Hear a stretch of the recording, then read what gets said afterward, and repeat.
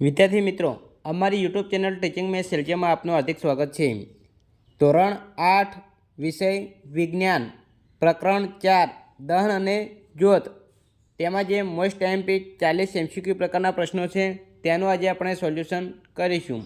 જો વિદ્યાર્થી મિત્રો, આ એવા પ્રશ્નો છે જે જ્ઞાન સાધના એનએમએમએસ ધોરણ 8ની પરીક્ષાઓ તથા જે સ્પર્ધાત્મક પરીક્ષાઓ છે તેમાં વારંવાર પૂછાતા હોય છે તેવા મોસ્ટ એમપી પ્રશ્નો છે તેનું આજે આપણે સંપૂર્ણપણે સોલ્યુશન કરીશું। જો વિદ્યાર્થી મિત્રો તમે પૂરેપૂરો વિડીયો જોશો તો તમને તમામ પ્રશ્નોમાં ખ્યાલ આવશે અને તમારી જે પરીક્ષાઓ છે તેમાં પણ તમને ખૂબ જ ઉપયોગી સાબિત થશે। મિત્રો, તમે ચેનલમાં નવા હો અને હજુ સુધી જો ચેનલને સબસ્ક્રાઈબ ના કરી હોય તો ચેનલને સબસ્ક્રાઈબ કરવા વિનંતી, જેથી તમને જે નવી નવી અપડેટ આવે છે તે અપડેટ મળતી રહે। મિત્રો, હવે વધુ સમય ન લેતા આપણે પ્રશ્નોનું સોલ્યુશન કરીશું। તેમાં પહેલો પ્રશ્ન આપેલો છે, નીચેનામાંથી શાના દહનમાં જ્યોત ઉત્પન્ન થતી નથી? તો જવાબ આવશે એ કોલસો। 2 કયો પદાર્થ દહનશીલ છે? તો જવાબ આવશે સી કેરોસીન। 3 કયો પદાર્થ દહનશીલ નથી? તો જવાબ આવશે બી CO2 એટલે કે કાર્બન ડાયોક્સાઇડ। 4 સુરક્ષિત દીવાસળી બનાવવા માટે શાનો ઉપયોગ થાય છે? જવાબ આવશે ડી પોટેશિયમ ક્લોરેટ અને એન્ટીમની ટ્રાઇસલ્ફાઇડ। 5 આગના નિયંત્રણ માટે CO2નો ઉપયોગ કરવા અંગે નીચે પૈકી કયું વિધાન સાચું નથી? તો જવાબ આવશે સી તે ઓક્સિજન કરતાં હલકો છે। 6 આગ ઓલવવા શાનો ઉપયોગ થઈ શકે છે? જવાબ આવશે ડી આપેલ તમામ પાણી અને રેતી, સાબુનું ફીણ અને CO2 carbon dioxide, CO2 carbon dioxide અને પાણી આપેલ તમામનો ઉપયોગ થઈ શકે છે। 7 નીચેના પૈકી કયો દહનનો પ્રકાર નથી? તો જવાબ આવશે બે ધડાકો અને ઝડપી દહન। 8 મીણબત્તીની જ્યોતનો પીળો રંગ કયા વિસ્તારમાં આવેલો હોય છે? જવાબ આવશે બી મધ્યનો વિસ્તાર। 9 મીણબત્તીની જ્યોતનો કયો વિસ્તાર દહન ન થયેલ મીણની વરાળનો વિસ્તાર હોય છે? તો જવાબ આવશે એ સૌથી અંદરનો વિસ્તાર।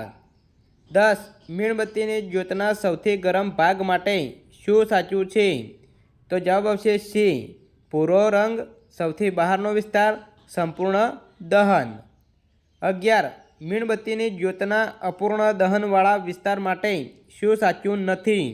તો જવાબ આવશે ડી CO2 ઉત્પન્ન થાય છે એટલે કે કાર્બન ડાયોક્સાઇડ ઉત્પન્ન થાય છે, આ સાચું નથી। 12 નીચેનામાંથી કયા બળતણનું કેલરી મૂલ્ય સૌથી વધારે છે? તો જવાબ આવશે બી મિથેન। 13 નીચેનામાંથી કયા જૂથનું કેલરી મૂલ્ય સરખું છે? તો જવાબ આવશે C diesel, kerosene, petrol. 14 global વોર્મિંગની ઘટના સાથે કઈ બાબત સુસંગત છે? તો જવાબ આવશે ડી આપેલ તમામ।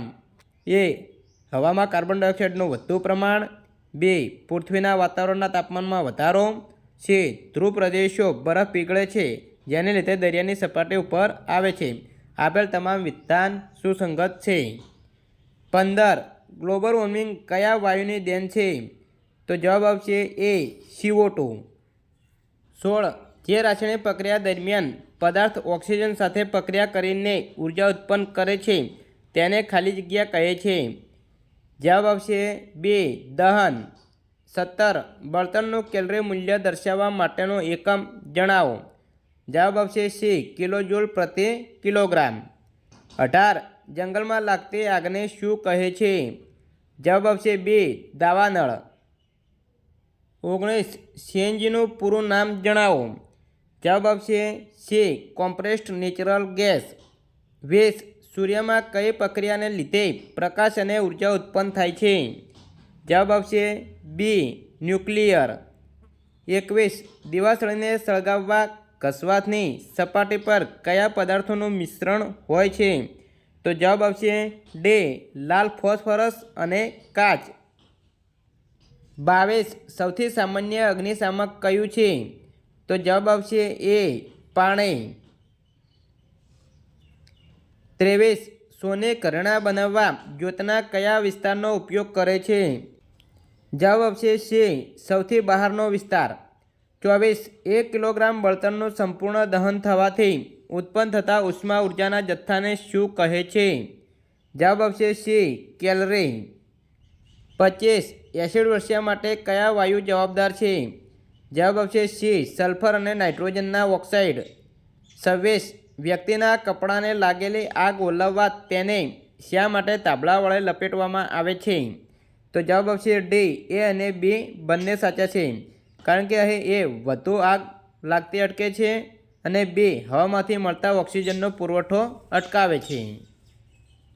27 આગને નિયંત્રિત કરવા માટે નીચે પૈકી ઓછામાં ઓછી કેટલી શરતનું પાલન થવું જોઈએ? તો એ 3 વિધાન આપેલા છે.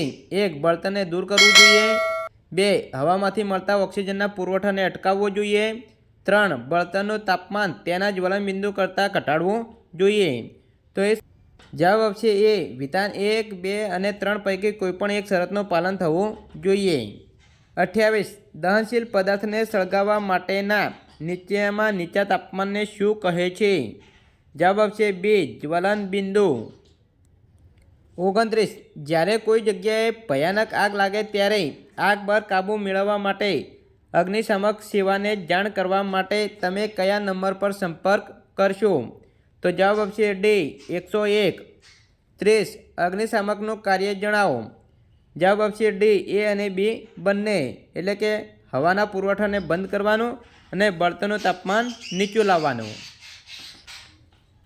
31 અગ્નિશામક તરીકે વપરાતા CO2 માટે શું સાચું છે? તો જવાબ આવશે ડી. આપેલ તમામ. કદમાં ખૂબ વિસ્તરેલ છે, ઠંડો હોય છે, ભારે હોય છે. આપેલ તમામ વિધાન સાચા છે. 32 આદર્શ બળતણનું મુખ્ય લક્ષણ નથી. તો જવાબ આવશે ડી. કોઈ અનિચ્છનીય પદાર્થોના અવશેષ છોડતું હોય છે.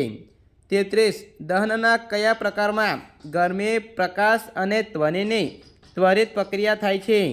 તો જવાબ આવશે બી વિસ્ફોટ.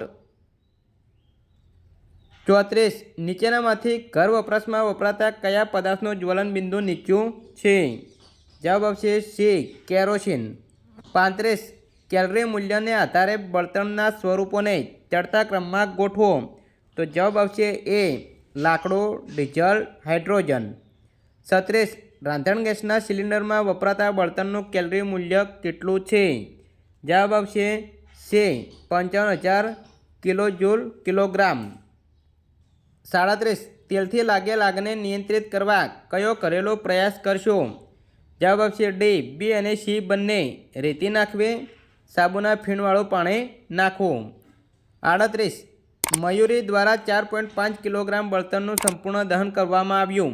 તેમાંથી ઉત્પન્ન થતી ઉષ્મા 1,80,000 કિલોજૂલ નોંધાઈ. તો તે બળતણનું કેલરી મૂલ્ય કેટલું થાય? જવાબ આવશે એ 40,000 કિલોજૂલ પ્રતિ કિલોગ્રામ. 39 તેજલ અને બ્રિજલ લાડોલ અનુપમ પ્રાથમિક શાળામાં પ્રયોગ કરી રહ્યા હતા, જેમાં પાણીને બીકરમાં ગરમ કરવાનું હતું. તેજલે બીકરને વાટની નજીક મીણબત્તીની જ્યોતના પીળા ભાગમાં રાખ્યું. બ્રિજલે બીકરને જ્યોતના સૌથી બહારના ભાગમાં રાખ્યું. કોનું પાણી ઓછા સમયમાં ગરમ થઈ જશે? તો જવાબ આવશે બી. બ્રિજલનું પાણી ઓછા સમયમાં ગરમ થાય છે. 40 નીચેનામાંથી દહન કોને કહીશો? તો જવાબ આવશે સી. એ અને બી બંને. લોખંડ પર કાટ લાગવાની ક્રિયા અને શરીરમાં ખોરાકનું પાચન, આ બંનેને દહન કહીશું. વિદ્યાર્થી મિત્રો, અહીં ધોરણ 8 પ્રકરણ 4 દહન અને જ્યોત, જેમાં 40 MCQ પ્રકારના મોસ્ટ આઈએમપી પ્રશ્નો હતા, તેનું સોલ્યુશન પૂરું થાય છે. જો વિદ્યાર્થી મિત્રો વિડીયો સારો લાગ્યો હોય તો લાઇક કરો, શેર કરો અને સબસ્ક્રાઈબ કરો. તથા ધોરણ 8ના બીજા ચેપ્ટરના અહીં MCQ પ્રકારના પ્રશ્નો ચેનલમાં મૂકેલા છે, તે તમે જોઈ શકો છો. Thank you.